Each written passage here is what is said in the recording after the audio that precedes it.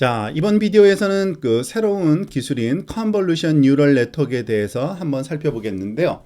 자, 이와 같은 컨볼루션 뉴럴 네트워크가 왜 필요한지를 먼저 알아야 될 것 같습니다.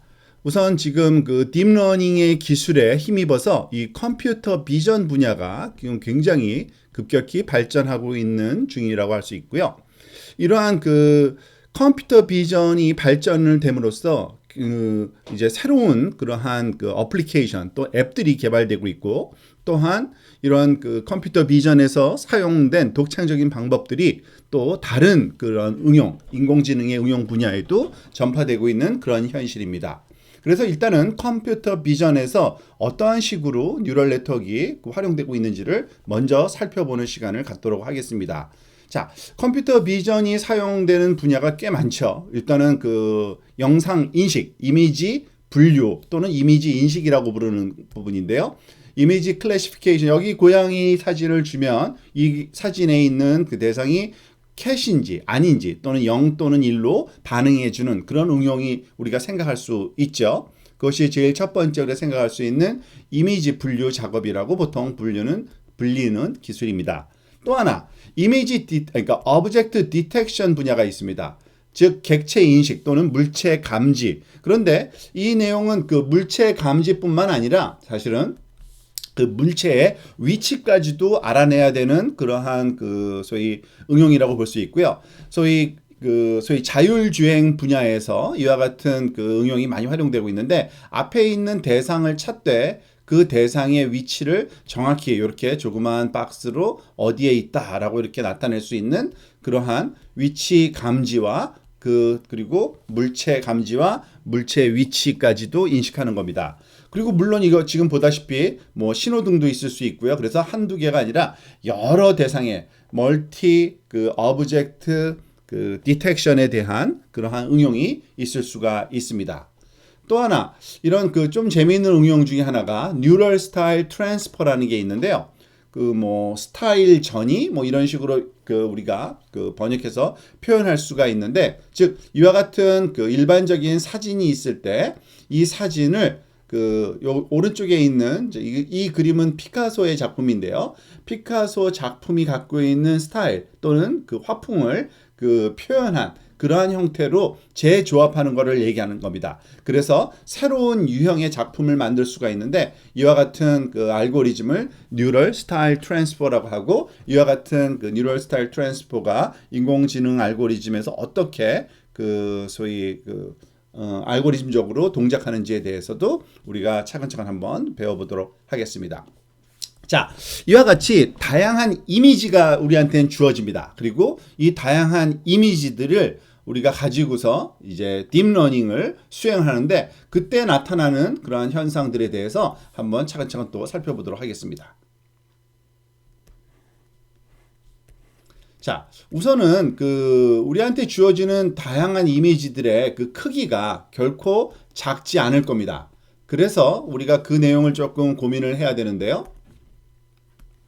자, 우선은 간단하게 뭐 그 고양이 사진을 하나를 주면서 그것을 고양이인지 아닌지 분류하는 문제. 뭐 작게는 64 x 64 정도 크기. 근데 여기 보다시피 컬러 사진이니까요. 사실은 3채널이 있어서 이 픽셀의 개수로 보면 64 곱하기 64 곱하기 3이 돼서 이 값은 아마 그러니까 12288이라는 이러한 그 인풋 개수를 갖게 될 겁니다.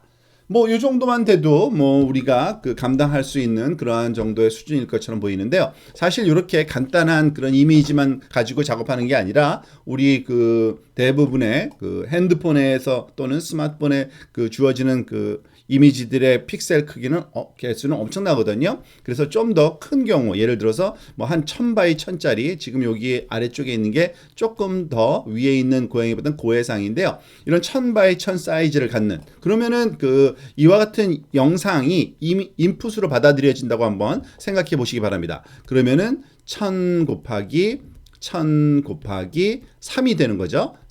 컬러 3채널을 포함해서요. 이거는 거의가 아니라 3밀리언입니다. 즉 300만 개의 입력값을 갖는 거죠. 자, 이와 같은 그 영상을 입력으로 받는 뉴럴 네트워크를 한번 생각해 봅시다. 오른쪽에 있는 이 간단한 그러한 그 뉴럴 네트워크의 입력과 그러한 그 네트워크들을 모양을 보여주고 있는데요. 이때 사용되는 요 입력값 x1부터 xn으로 표현된, 즉 n개의 그런 특징 값으로 표현된 입력값이 이 n이 몇 개가 됩니까? 다그마치 3밀리언이라는 얘기입니다. 3밀리언. 300만 개. 즉 이 x는 우리가 다시 얘기해서 보통 수학적인 표현으로 리얼 값이 그 300만 개를 갖고 있는 그러한 크기다라고 얘기할 수 있고요. 만약에 그 300만 개보다는 훨씬 적은 요 히든 레이어의 노드의 개수를 한 1000개 정도만 있다고 한번 가정해 볼까요? 1000개 정도로 구성된 네트워크라고 하면 이 첫 번째 이 그 레이어에 해당되는 그를 계산하는 데 필요한 그 가중치 W1은 크기가 얼마가 될까요? 우리가 잘 알고 있듯이 1000 곱하기 1000 바이 3밀리언. 그죠? 지금 이거는 거의 그 300, 그러니까 3빌리언입니다. 이것을 그 1000 곱하기 300만은 3빌리언이 되고요. 우리나라식 표현으로 하면은 30억 개죠. 30억 개.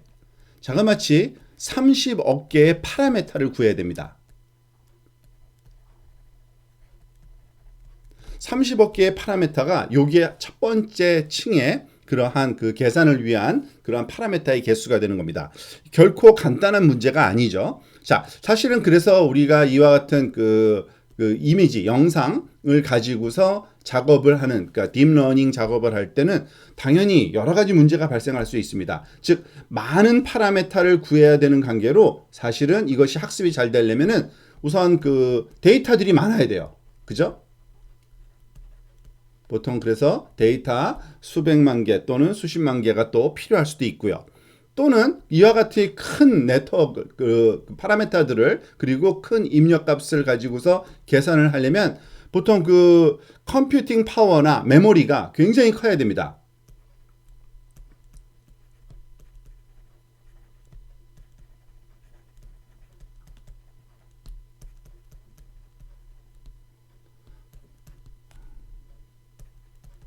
메모리도 필요한 거죠. 자, 이와 같은 그 두 가지 문제가 또 우리한테 주어질 거예요. 데이터도 많아야 되고, 그리고 더 많은 그러한 그 리소스를 확보해야 됩니다. 그렇다 그래서 이걸 할 수 없으니까 우리 이미지 사이즈를 줄여야지, 아마 그런 일은 별거 발생하지 않을 겁니다. 왜냐하면 저해상도 이미지를 가지고서 우리가 그 정보를 얻는 데는 한계가 있기 때문에 그렇습니다. 그러면 어떤 대안이 있느냐? 그럴 때는 그 컨볼루션이라는 연산이